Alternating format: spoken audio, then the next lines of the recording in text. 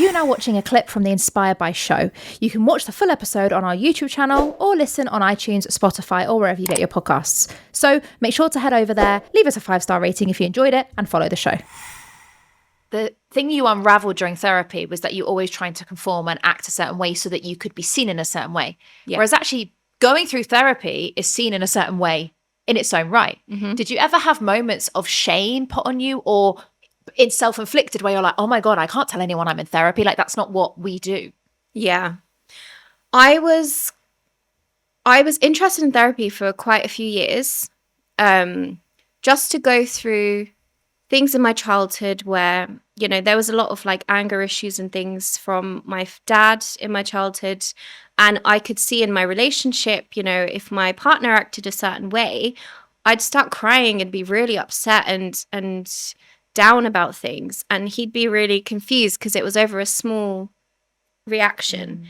And it wasn't even to me, it was to something else, but It would put me back in that space. So from that time is when I started thinking, okay, I need to look at, you know, how this is affecting me. But I didn't for so long. I wanted to, but I had it in the back of my mind, and basically it kept coming up, you know, every few months I'd be like, maybe I should look into therapy. I'm quite interested in therapy. But it is that stigma, one in society, which I think is becoming less of a problem now that people are speaking about it openly. But also, again, things like Asian culture, people don't talk about therapy. It's not really seen as, because of that front you have to put on as a family and to be seen to be doing well, you can't, you know, you're discouraged to say something like, oh, I've had therapy. And if someone had gone through therapy, to be honest, if someone needed therapy, most likely in Asian culture, I am, you know, stereotyping here, but this is the experience I have had, is people will be like, oh no, you don't need that. You don't need that. It's fine. It's fine. It's fine. Just talk to me about it. Or if they do end up going through it, it's like, okay, don't tell anyone else though. And they keep it in the family, and then no one else knows because it's seen as shameful. And because knowing that kind of, you know, view on therapy, I was quite nervous to tell my family. And in fact, I didn't tell my dad. I actually can't remember if I have told him now. Well, you have now. I think I have. I think I have. Yeah, I have now. And I wouldn't be afraid to now. But I wanted to tell my mum. And again, I was afraid because she grew up in Pakistan and she didn't move to England until she was married. And I think she was in her early 20s at the time. So it was ingrained in her to believe that kind of, you know, way of thinking. So I thought, I don't want to upset her. I don't want her to think, oh my God, why would you need therapy? You know, what will people say? That phrase again. But she actually took it really, really well. And she encouraged me, in fact. And I think she could see why, because she's been through, you know, what I went through. We went through it together. So I think that really changed my mind and showed me that what I was doing by kind of stepping out and speaking out finally is a good thing, and it's going to help not only me but other people. Yeah, wow. And that the journey you've been on, Sunna, is so fascinating because you've not only gone through it privately, but you've then also gone ahead and shared it publicly, like on the show here, in conversations with us. I remember when we first ever spoke about some of the experiences you had in your childhood, and you broke down, and that was the first time I'd ever seen you show that side. Yeah. And now you're what comes across as very confident in sharing that side. How have you gone even deeper now and shared more things publicly? And how have your family taken that? I think there's definitely a journey and a kind of like steps to go through with anything that you were impacted with in childhood, for example, especially in childhood. I keep bringing it back to that because I think that is what really is ingrained into people's subconscious, you know.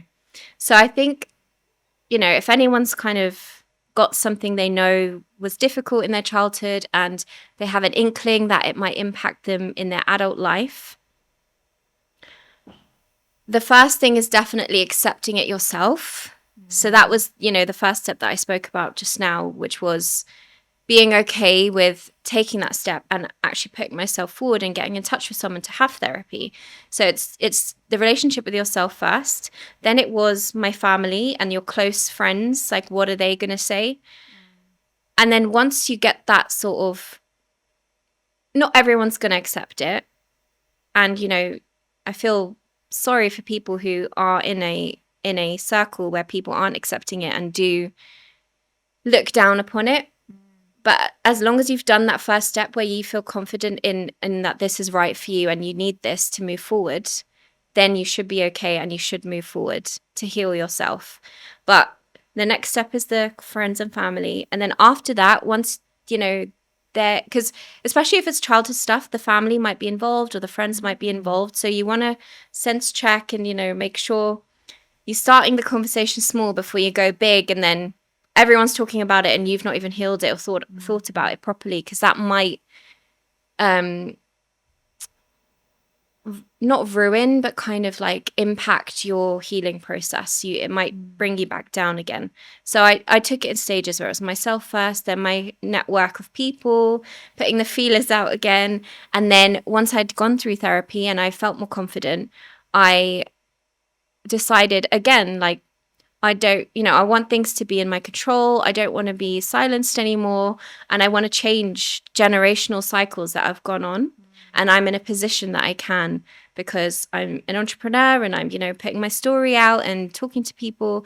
And I realized, again, when I saw different women in my community putting their stories out, helping other people, I realized I shouldn't be afraid of my past or ashamed of it. I should just own it and then use the lessons to teach other people, break cycles, and impact more people to, come out about their stories and let it go, because it's a way of healing as well. So, in our most Queens in Business's latest book, Embracing Me, is the first time, it's the most honest I've been. No way. The most honest I've ever been. So I actually tell the story of my childhood in there. And it was quite a scary process, because I had to speak to my dad for the first time and ask him if it's okay. And not only that, my dad never used to acknowledge that he was the way that he was. He's the type of person who doesn't like to look back at past pain. He's very rosy-eyed about the future and things like that. He doesn't like to dwell. So he's never kind of opened up or wanted to reflect on it before. Interesting. But I thought it was time.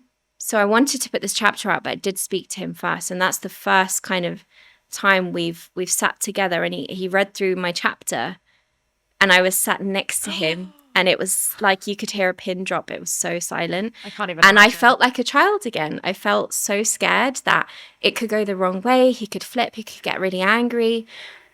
But luckily, I think the timing was right. I was more confident in myself. We were in a better place where he started to acknowledge what he was like when we were children. And he was reading the story, and I could see the emotion in him as well, and kind of realizing for the first time, and he has said this, that he never realized the impact it had on us. He never actually thought about that before.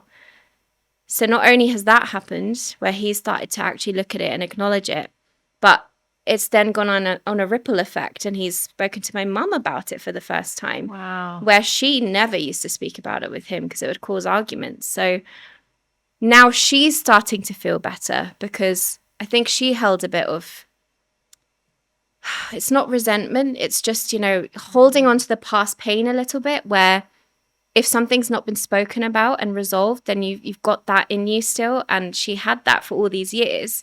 And after putting my story and Embracing Me, they both read it. And my dad actually went to speak to my mum for the first time. And then she told me, oh my God, he came and spoke to me, and I feel so much better that, we're speaking about this now. So it's healing so many people. And this is what I mean when you share your story and you start being vulnerable, the impact it can have going forwards to your own family, to other people who read the story. You might inspire someone else to break their cycles. So I just think that's an amazing thing to do.